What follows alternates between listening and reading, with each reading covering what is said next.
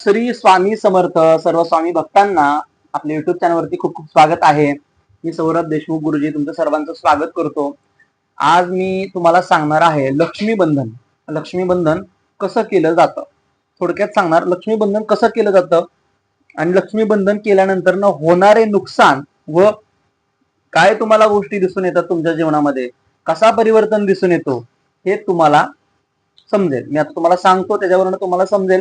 जर का अशा काही गोष्टी होत असतील तर त्याच्यावर उपाय देखील आहे, त्यामुळे निश्चिंत राहा.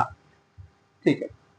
आता सर्वप्रथम तुम्ही नवीन असाल तर एक लाईक करायला काही जात नाही. एक लाईक जर का करता तर मला मोटिवेशन मिळेल, तुमच्यासाठी मी सांगू शकतो, पुढे अजून व्हिडिओ बनवू शकतो.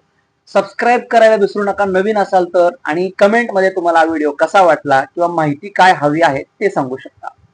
मित्रांनो, आता मेन मुद्द्यावरती आपण जाऊया. लक्ष्मीबंधन. लक्ष्मीबंधन हे कसं केलं जातं, कशा पद्धतीने केलं जातं. मित्रांनो, ह्या आत्ताच्या काळामध्ये विज्ञान खूप प्रगतिशील झालेलं आहे. विज्ञान खूप प्रगतिशील झालेलं आहे आणि आत्ताच्या काळामध्ये ह्या गोष्टींना मानणारे लोक सुद्धा खूप कमी आहेत. मी कुठल्याही प्रकारचा पसार करत नाही किंवा प्रसारण करत नाहीये, पण ही पहिल्या काळापासून आलेल्या काही गोष्टी आहेत आणि आत्ताच्या काळामध्ये खूप फसवेगिरी, खूप भोंदूगिरी चाललेली आहे. त्यामुळे लक्ष्मीबंधन सारखा प्रयोग खूप कमी लोक करू शकतात. ही गोष्ट लक्षात ठेवणं गरजेचं आहे. प्रत्येकाने असं समजू नका की माझ्यावरती लक्ष्मीबंधन केलेलं आहे, माझ्यावरती लक्ष्मीबंधन करत नाही केलेलं आहे. तुम्ही स्वतः सुद्धा प्रगतीच्या मार्गाला लागल्याशिवाय काय होत नसतं. आता जाणून घेऊयात पुढे लक्ष्मीबंधन कशा पद्धतीने केलं जातं. हे करणारे लोक खूप कमी असतात. मुळामध्ये तुम्हाला सांगितलं 100 पैकी 1-2च असे लोक आहेत जे काही गोष्टी करू शकतात. कारण की काय आहे, ज्याला येतं तो कधी बोलून दाखवत नाही मुळामध्ये, आणि ज्यांना येत नाही ते आरडाओरडा करतात त्यांना येतं म्हणून, पण त्यांना काही येत नसतं. ते भोंदू असतात, फसवणूक करत असतात, लुबाडणूक करत असतात. आणि बऱ्याच लोकांच्या अशा गोष्टी आहेत ज्यांना फसवलेलं आहे.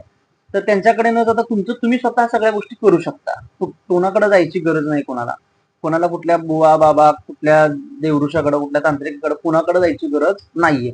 स्वतःची स्वतः वैदिक पद्धतीने आपलं वैदिक शास्त्र काय सांगतं, कर्मकांड शास्त्र काय सांगतं, त्याच्यानुसार तुम्ही तुमच्या गोष्टी मार्ग निवडू शकता. कुठलीही मोठ्यात मोठे तुम्हाला वाटतं ना केलेलं आहे तुमच्यावरती, तुम्ही सॉल्व्ह करू शकता.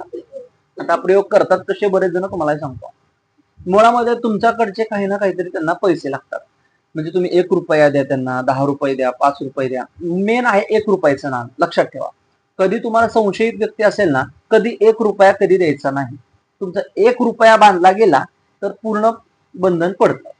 लक्षात ठेवा, जर तुमचा 1 रुपया बांधला गेला तर सगळं बंद पडतं. 1 रुपया बांधतात कसं, तर तुम्ही स्वखुशीनं बाबा एखाद्या ठिकाणी जाता, तुम्ही त्यांच्या तिथं डोकं वगैरे टेकवता देवापाशी, तिथं काही ना काही जरी तुम्ही ठेवत असता. असे काही लोक आहेत या जगामध्ये, त्यांच्या तिकडे तुम्ही जात असाल जे निगेटिव्ह थॉटले जास्त आहेत, किंवा कुणाला तरी दक्षिणा म्हणून तुम्ही देत असाल. काही लोक असे पण आहेत जे त्या पद्धतीचे लोक आहेत. काही लोक तशा लोकांकडे जातात जे तांत्रिक लोक आहेत, त्यांच्याकडे जातात. जे 10 तांत्रिकात 1 तांत्रिक तरी चांगला असतो, एक तरी व्यक्ती तसा असतो जो सिद्ध असतो. 100 याच्यात 1 ते 2 असू शकतात. मी दावा करत नाही, असू शकतात, सांगता येत नाहीये. पण ही विद्या खूप कमी आहे मुळामध्ये, हे तुम्हाला सांगितलं. करणारे खूप कमी आहे. शक्यतो फसवणूक जास्त चालली, त्यामुळे सावध राहा. तर ते लोक काय करतात, ते 1 रुपयाला तुम्ही त्यांना दिलेली दक्षिणा असेल काय असेल, ते 1 रुपया ते घेतात. ते 1 रुपया तुमचा बांधतात कसा, ती प्रक्रिया तुम्हाला मी अर्धवट सांगणार, पूर्ण सांगणार नाहीये. लाल आसन चौकी वगैरे करतात, त्याच्यावरती तुमच्या नावाने सगळ्या गोष्टी तयार करून, नाव वगैरे लिहून, त्याच्यावरती तो 1 रुपया ठेवून त्याला ते बंधन करून टाकतात विशिष्ट मंत्राने, आणि विशिष्ट वनस्पतीपाशी जाऊन ते लावलं जातं. लावल्यानंतर मग ते बरोबर तुमच्यावरती त्याचा प्रभाव पडतो. निसर्ग काम करतो मित्रांनो. इकडे बघा, तंत्र मंत्र या सर्व गोष्टी नंतर नाहीत, पहिले निसर्ग काम करतो. तुम्ही एका झाडासोबत जरी बोलला ना तरी ते झाड सुद्धा तुमचं ऐकतं सगळं बोलणं, आणि निसर्गापर्यंत पोहोचतं. एन्व्हायरमेंट तुमच्या काम करायला सुरुवात करते, तुम्हाला माहिती नसेल तर. ह्या गोष्टी असतात. तर आता हे लक्ष्मीबंधन तुमच्यावरती केलेलं आहे, त्याचे दोष काय आहेत नक्की, प्रॉब्लेम काय आहे नक्की, काय दिसतं. लक्ष्मीबंधन असेल ना तर मुख्यतः चणचण दिसते, पैशाची आर्थिक खुंटवणूक दिसते, कुठे यश मिळत नाही, जाईल तिकडे मान खाली घालावी लागते, माणसात माणूस राहत नाही, जो येईल तो पान उतारा करण्यावर असतो. असे काही लोक, अशी काही जीवनामध्ये घडतात. अशा जर का घटना घडत असतील तर म्हणा लक्ष्मी बंधन आहे, नाहीतर समजू नका लक्ष्मी बंधन आहे. वेगळ्या पण काही गोष्टी असू शकतात. पण ह्या सर्व गोष्टी जर का असतील तुमच्यावरती तर ह्याच्यावरती नवीन व्हिडिओ मी बनवणार आहे, सविस्तर सांगणार आहे लक्ष्मी बंधन कसं तोडायचं. आपलं आपण स्वतः कुणाकडे न जाता स्वतःच्या शक्तीवर, स्वतःच्या ताकदीवर, स्वतःच्या बळावरती. त्यामुळे आता सबस्क्राईब करून ठेवा.